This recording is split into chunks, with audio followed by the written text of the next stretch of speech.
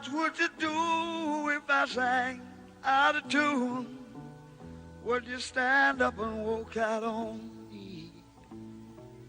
Lend me your ears and I'll sing you a song. I will try not to sing out of key. Yeah. Oh, baby, how you down? All I need is my buddy. I say I'm gonna get high. Oh, yeah.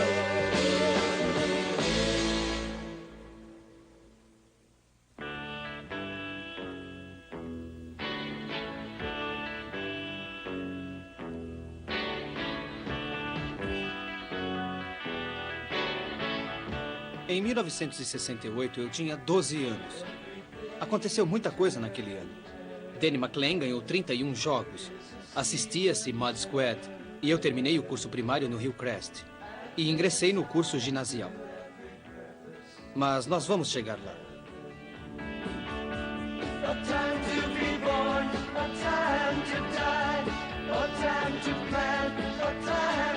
Não há como negar isso. Eu cresci no subúrbio. A maioria das pessoas pensa no subúrbio como um lugar que tem todas as desvantagens da cidade e nenhuma das vantagens do campo. E vice-versa. Mas foram, de certa maneira, anos realmente incríveis para nós do subúrbio. Era como uma era dourada para as crianças. Aí estou eu, Kevin Arnold, 1968, no verão, antes do ginásio. E posso dizer, sem falsa modéstia, que eu era um pequeno atleta bastante promissor.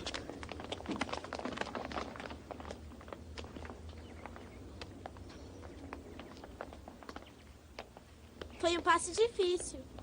Bem, eu acho que tinha um pouco de efeito, mas... Vamos, Kevin. Para de contar vantagem pra sua namorada. Ela não é minha namorada.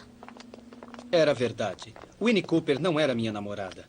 Quando bem pequenos, costumávamos ir até o Bosque Harper caçar vagalumes, mas não andávamos juntos até uns 9 anos de idade. Não, essa não. Sua namorada tá louquinha. Acho que devia ir lá e dar um grande beijo de língua nela. Cala a boca, Wayne. Ei, garotas, venham aqui. Kevin vai mostrar o que é um beijo de língua. Babaca. Hã? Como é que é? Nada.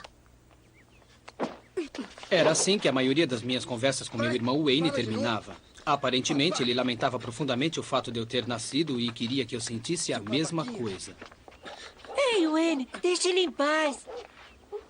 Desculpe, Paul, mas é assunto de família, tá? Aquele era meu melhor amigo, Paul Pfeiffer. Paul era alérgico a tudo. O Wayne costumava dizer que ele era alérgico até ao seu próprio cheiro. O Wayne era um cara realmente chato. Ei, Wayne! Para com isso antes que eu faça a mesma coisa com você.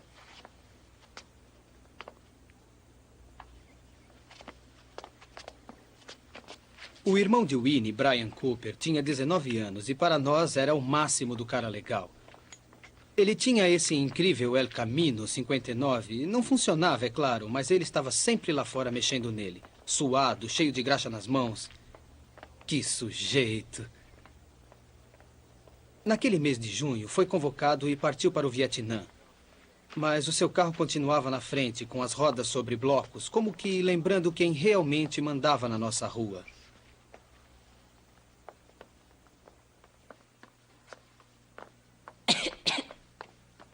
Mãe, o Paul pode ficar pro jantar. Claro, se a mãe dele estiver de acordo. O que vai ter? O que nós vamos comer? Bolo de carne. Sou alérgico a isso. O que mais? Salada.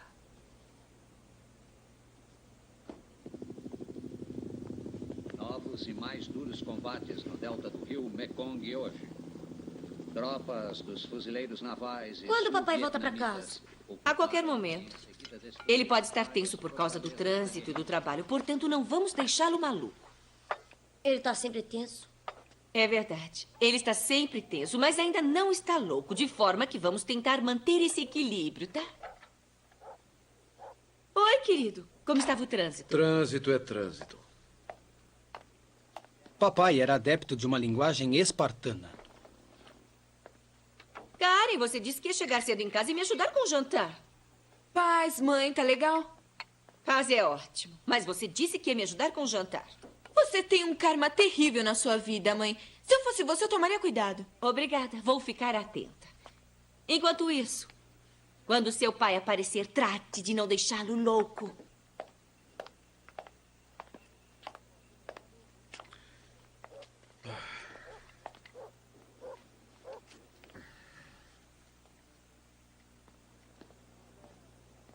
Oi, Paul.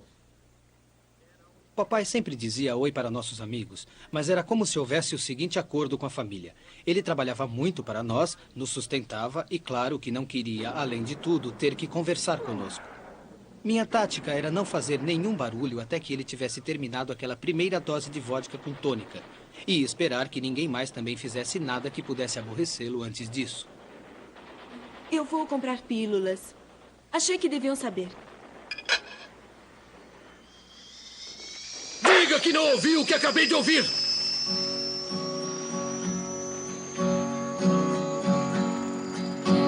E foi assim que aquele verão se passou. Acho que foi realmente meu último verão de criança totalmente inocente. I've looked at life from both sides now, and up and down, and still somehow it's life's illusions I recall. I really don't know that at all.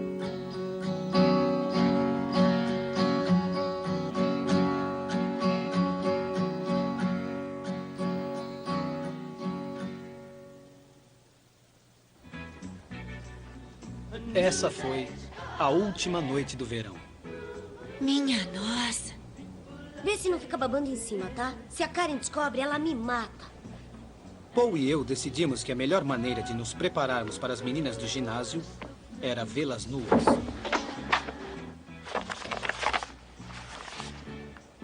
Paul, sua mãe ligou. Quer que vá já para casa. Tá bom.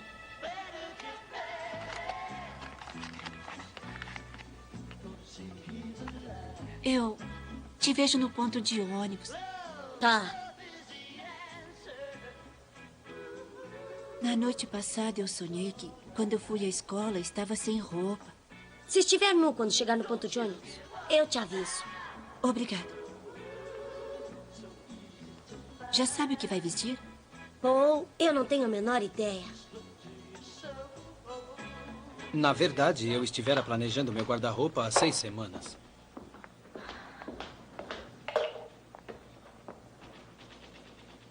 Você não pretende ir à escola vestido assim, não é? Não, mãe, eu arrumei um emprego de modelo.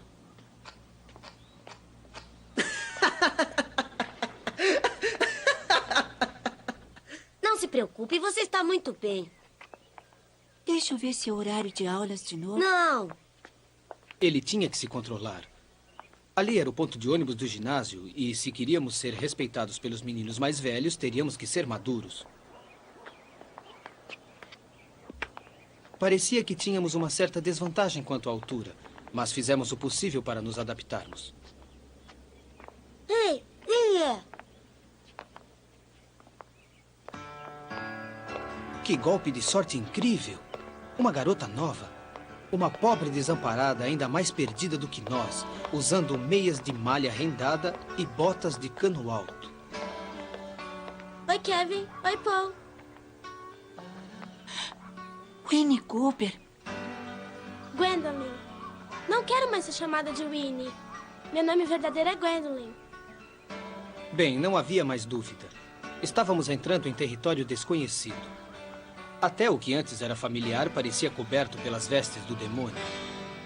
O ginásio era uma experiência totalmente nova. Como quase metade das escolas no país aquele ano, a minha estava recebendo um novo nome de ginásio Robert F. Kennedy. À medida que nos aproximávamos daquelas portas pela primeira vez, sentíamos que estávamos nos aproximando dos portais da vida adulta. Sala de aula. Sentei entre Eric Antônio e Gay Waslanian. Eles tinham se encontrado no ônibus e estavam se gostando. Eu te amo. Eu te amo também. E eu amo os dois, mas eu tô com uma dificuldade de respirar. Eu estava quase tendo a minha primeira experiência sexual e nem mesmo era um dos protagonistas. Kevin Arnold. Você é o irmão de Wayne, não é mesmo? Bem, de acordo com a minha mãe, eu sou. Mas, pela minha teoria... Você tem um árduo caminho pela frente, meu jovem. Um caminho difícil a percorrer. Um dos primeiros acessórios importantes da vida adulta. Nossos próprios armários com cadeado. Eu mal podia acreditar na minha sorte. 2 armários ao lado do meu estava o de Debbie Ackerman, uma das maravilhas da 7ª série. Só havia um problema. O armário de Charles Manson ficava no meio. Um cara da 7ª série com barba? Isso não era ginasial, era um show de excentricidades. Eu esperava que nenhuma das garotas tivesse barba. Qual é a combinação do seu armário? Bem, eu gostei que você tivesse perguntado, mas... Na verdade, nos disseram que não devíamos dizer a ninguém... Pronto.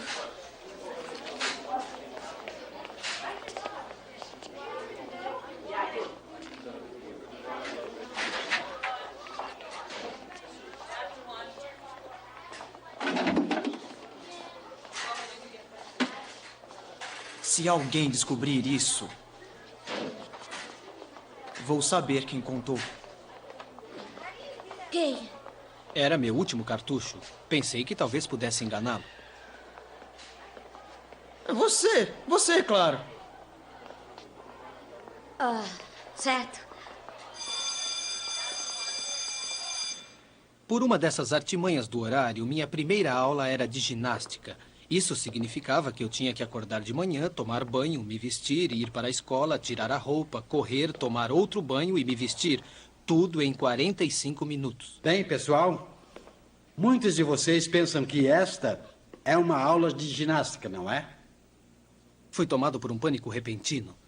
As coisas não estavam indo muito bem até agora, mas se não era aula de ginástica, eu estava com mais problemas do que pensava. Mas não é. Pessoal, é aula de educação física. Lá, atrás daquelas portas, eles educam suas cabeças. Aqui, eu educo seus corpos. Sou um educador, certo? Educador do corpo. Naquela época, não tínhamos consciência, mas aquele cara tinha o maior complexo de inferioridade já visto desde Napoleão. Meninos, quando saírem desta aula, vocês estarão com corpos fortes, ágeis. Muito ágeis. Ele continuou educando nossos corpos por cerca de meia hora. Quando terminou, eu estava preparado para deixar minha perna passar por um teste de matemática. Mais uma coisa antes que deem voltas na pista. O suporte atlético. A, o que é? E B, o que ele pode fazer? Arnold. É agora. Me senti como um piloto de combate sob fogo pesado do inimigo. Bem, o suporte atlético, senhor, é um tipo especial de suporte feito de um material do tipo que serve para o suporte que é utilizado exclusivamente pelos atletas.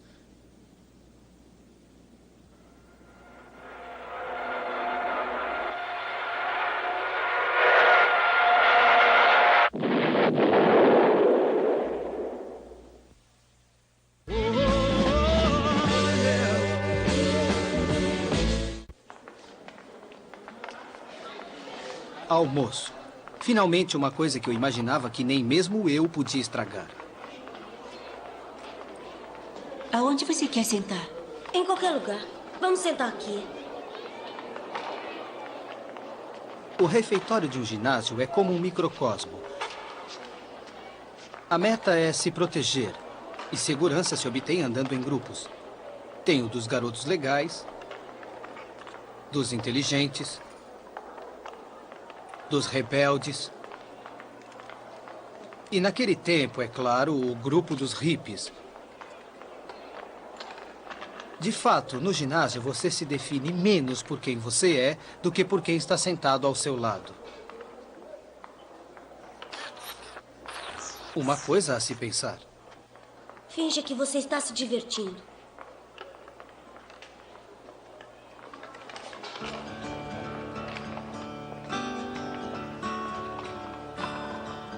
Oi.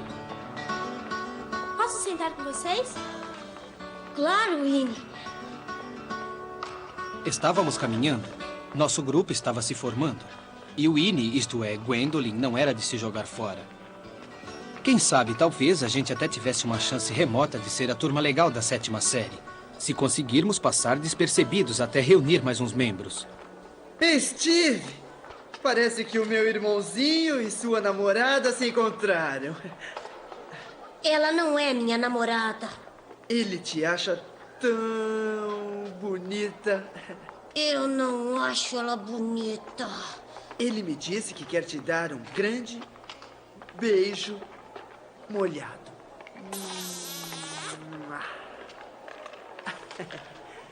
Ele disse. Seu mentiroso. Eu nunca disse isso. Eu não quero dar um beijo nela, eu nem gosto dela. Rapazinho. O que diz esse aviso?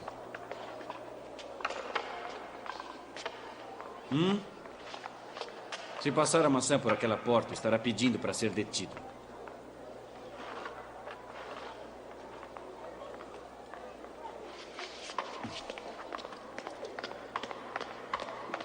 Meu jovem, acho que temos um problema. Ele tinha razão. Havia um problema. Ah, sim. A maçã? Exato. A maçã. O senhor queria ela dentro do refeitório. Exatamente. E agora ela está fora do refeitório. Exato. A conversa estava se tornando repetitiva. Me perguntei o que um cara como Brian Cooper faria numa situação dessas.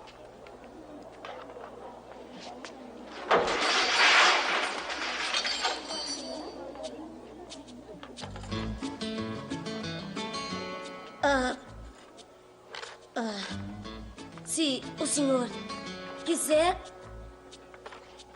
eu posso buscar.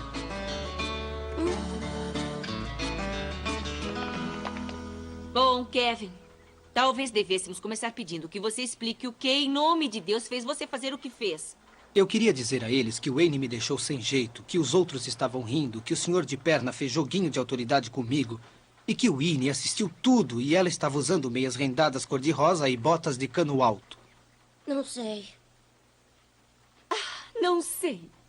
Só isso que você tem a dizer. Eu não sei. Kevin,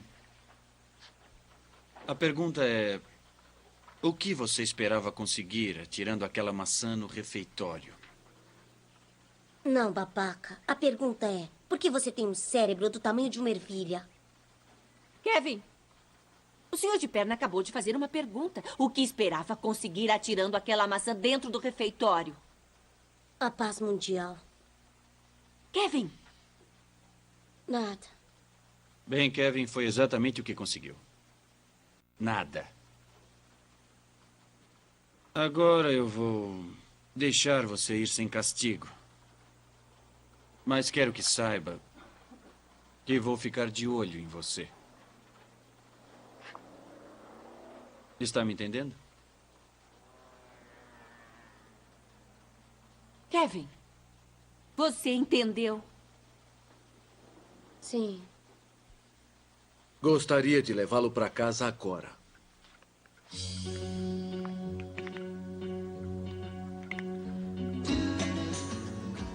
Nos meus 12 anos e meio de idade, meu pai nunca tinha me batido, mas deu 2 vezes uma surra em Wayne. E eu pude reconhecer aquele olhar vidrado.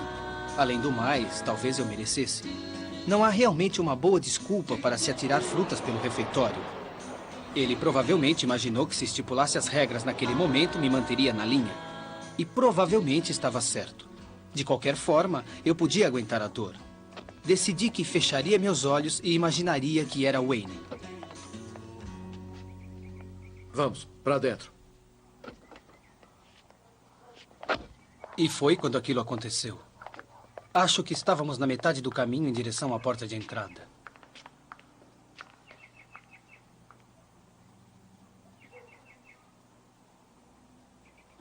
Brian Cooper foi morto.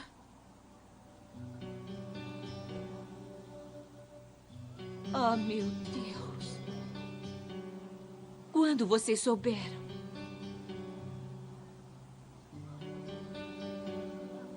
Eu vou telefonar para Evelyn e ver se posso fazer alguma coisa. Ah, meu Deus, pobre Evelyn.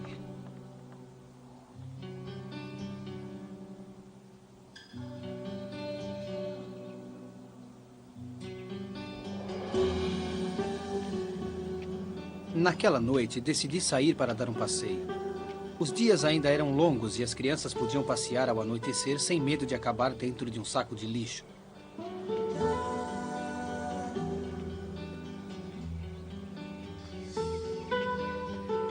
Fui até a árvore grande no Bosque Harper. Só admiti isso para mim mesmo anos mais tarde, mas tinha um pressentimento de que Winnie podia estar lá.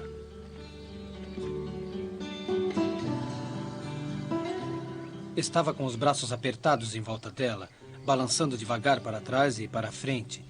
Estava meio frio e ela estava sem casaco. Por um minuto tive medo de me aproximar.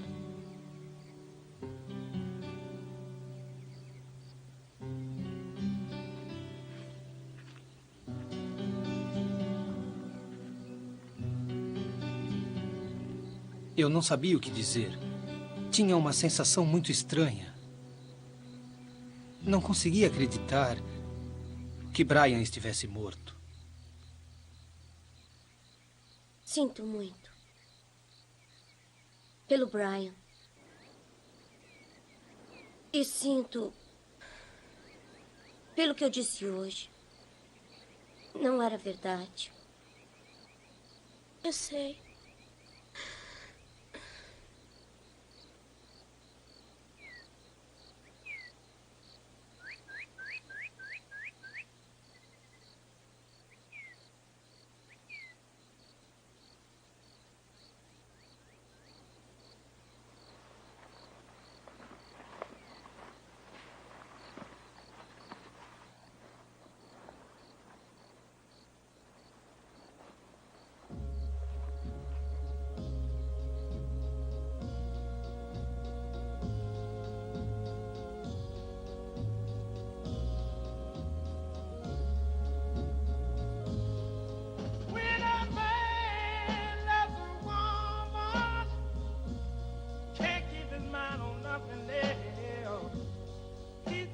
Era o primeiro beijo para nós dois. Nunca falamos sobre isso depois. Mas penso sempre nos acontecimentos daquele dia e, de alguma forma, sei que ela também. E sempre quando algum garganta começa a falar sobre o anonimato do subúrbio ou a inconsciência da geração da TV. Porque sabemos que dentro de cada uma daquelas casas idênticas, com seus Dodges estacionados na frente, seu pão de forma sobre a mesa e o azul brilhante do aparelho de TV no cair da noite, vivem pessoas com suas histórias. Famílias unidas na dor e na luta do amor. Existiam momentos que nos faziam chorar de tanto rir, e outros, como aquele, de perplexidade e tristeza.